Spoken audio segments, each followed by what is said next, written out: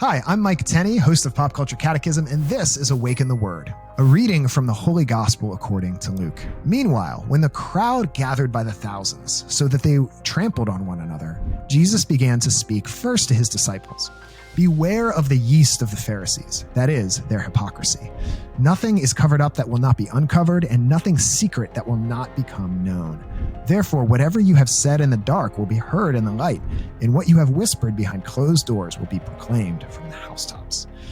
I tell you, my friends, do not fear those who kill the body, and after that can do nothing more.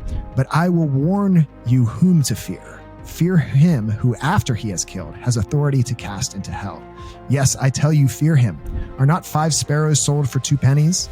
Yet not one of them is forgotten in God's sight. But even the hairs of your head are all counted. Do not be afraid. You are of more value than many sparrows. So a bit of a tough word from Jesus today. He is telling his disciples privately to beware of hypocrisy, to be aware of the Pharisees, but also their own hypocrisy, because as he says, everything that is hidden will eventually come to light. Like on the final day of judgment, everybody's there. God's going to know, everybody's going to know. And even in this life, a lot of times things that we think are secret come out. And so he's saying, be careful, like be a person of integrity, be the same person publicly that you are privately. Try in everything that you do to be a person of God and of love. And then he tells them, and this is the really confusing part for me, because he says, don't fear those who can kill the body. And of course, the disciples are going to face great persecution, even to the loss of their lives in many cases. So he's telling us, don't fear those physical harms, but he says, fear those or fear him who has authority to cast into hell. Who are you talking about, Jesus? Is he talking about like the devil? Is he talking about temptation that can drag you down to hell? Is he talking about God at the final judgment? It's not exactly clear. But then he ends by saying, do not be afraid. You are of more value than many sparrows. So how do we make sense of this?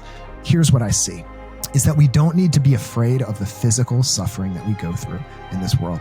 Yes, it will suffer, even if it's stuff that we suffer because of our own actions. We don't need to be afraid of it because God is in charge. Yet, we do have real freedom. We do have real responsibility. God has really given us the ability to have choices, to choose the bad thing and to face the consequences for that. But yet, God is still provident. God is still in charge. Yes, we are responsible. God is still sovereign.